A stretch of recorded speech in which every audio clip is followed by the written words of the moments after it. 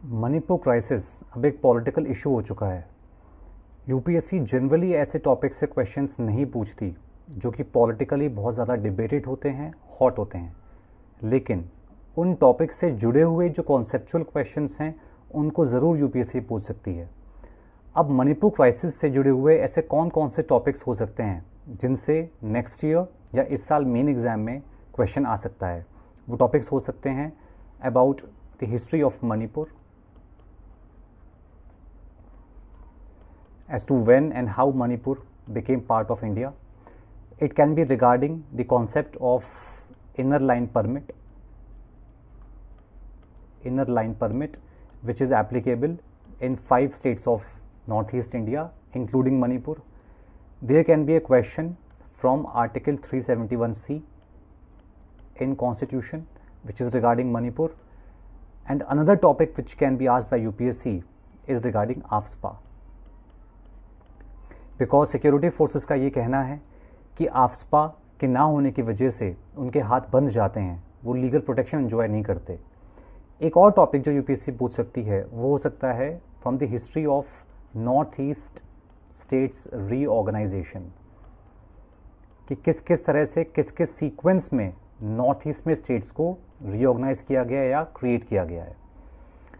अगर पहले टॉपिक की बात करें हिस्ट्री ऑफ मणिपुर, तो मणिपुर के महाराजा बोधचंद सिंह ने 11th ऑफ अगस्त 1947, इसका मतलब आज़ादी से कुछ ही दिन पहले, he signed the instrument of accession.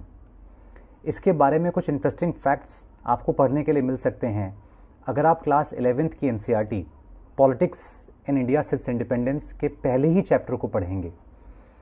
इसके तुरंत बाद महाराजा बोधचंद सिंह के ऊपर प्रेशर बनाया लोगों ने कि आप इलेक्शंस कराएं और मणिपुर को एक डेमोक्रेसी बनाएं।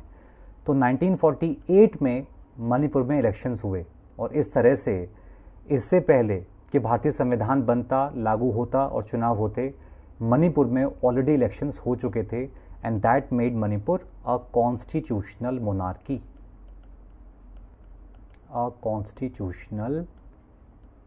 मोनार्की।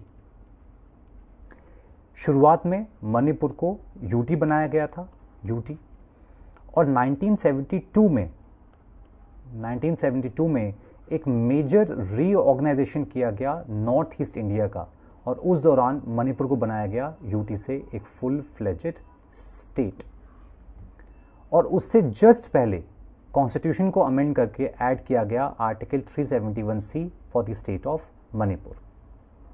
आर्टिकल 371C ऐड किया गया था bye 27th constitutional amendment act 1971। अब एक क्वेश्चन जो यहाँ से बनता है वो ये कि इस आर्टिकल को क्यों ऐड किया गया for the state of Manipur. उसकी अगर बात करें तो आर्टिकल 371C 3 बातें करता है। पहला, वो ये कहता है कि प्रेसिडेंट विल मेक श्योर, राष्ट्रपति ये सुनिश्चित करेंगे कि मणिपुर विधानसभा की एक कमेटी हो जिनमें से वो एमएलएज जो मणिपुर के हिली एरियाज से इलेक्ट होकर आते हैं, सिर्फ वो उसके मेंबर्स होंगे। तो 60 मेंबर्स विधानसभा में से जो 20 एमएलएज हिली एरियाज से चुनकर आते हैं, जो कि प्राइमरली ट्राइबल इनहैबिटेड एरियाज हैं, जहाँ पर आदिवासी रहते हैं, उन एमएलएज की कमेटी बनाई जाएगी so that the voice can be given, representation can be given to the hill people, to the tribal people. दूसरा प्रोविजन ये कहता है कि union government can give instructions, directions to state of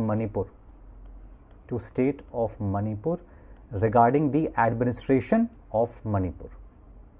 and तीसरी बात जो आर्टिकल 371C कहता है कि समय समय पर governor of Manipur shall submit report to president of India regarding the administration of hilly areas, कि मणिपुर स्टेट में हिली एरियाज के प्रशासन को लेके क्या कदम उठाए जा रहे हैं, वहाँ के लोगों के लिए क्या वेलफेयर स्टेप्स लिए जा रहे हैं। समय समय पर गवर्नर राष्ट्रपति को ये रिपोर्ट के द्वारा इन्फॉर्म करेगा। ये प्रोविजंस हैं आर्टिकल 371C के। अगर हम बात करें इनर लाइन परमिट की, ILP, तो ILP के अंडर शुरुआत में we had the states of Arunachal Pradesh, Nagaland, Mizoram, और एंटी सीए प्रोटेस्ट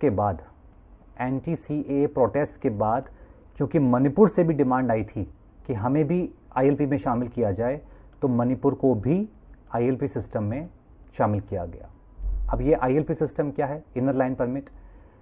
ये सिस्टम प्रोवाइड किया था ब्रिटिशर्स ने under Bengal east frontier regulation act. इस एक्ट के अंदर इन 4 स्टेट्स में अगर कोई भी बाहर का व्यक्ति, इवन इंडियन सिटीजन, अगर एंट्री करता है तो उसको एक तरह से सरकार से परमिशन या कहें प्रायर इंफॉर्मेशन सरकार को उसको देनी होती है। Now at the first look it looks like a violation of article 19(1)(d।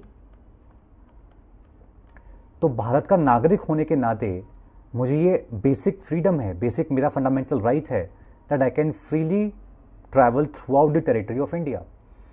लेकिन अगर आर्टिकल 19(1)(d की एक्सेप्शंस को देखा जाए जो गिवन है आर्टिकल 19 में ही, तो वो कहता है कि article 19(1)(d can be restricted in the interest of tribals, in the interest of tribals. तो क्योंकि ये स्टेट्स ट्राइबल स्टेट्स माने जाते हैं, यहाँ पे काफ़ी आबादी ट्राइबल्स की है, तो उन ट्राइबल्स की कस्टम्स, ट्रेडिशंस, कल्चर को आउटसाइडर्स से बचाने के लिए रेस्ट्रिक्शंस आर्टिकल 19(1)(d पे लगाई जा सकती हैं। तो ये कह सकते हैं कि जो इनर लाइन परमिट सिस्टम है वो जस्टिफाइड है, कॉन्स्टिट्यूशनली वैलिड है, because of the restrictions allowed in article 19। और जो एक और टॉपिक यूपीएससी पूछ सकता है वो है आफ्स्पा के ऊपर। हालांकि उसके ऊपर एक पूरा अलग वीडियो बना सकते हैं, अलग एक हम क्लास कर सकते हैं, जो कि वो एक डिटेल डिस्कशन हमें करना होगा। एक detailed discussion is required on the topic of AFSPA.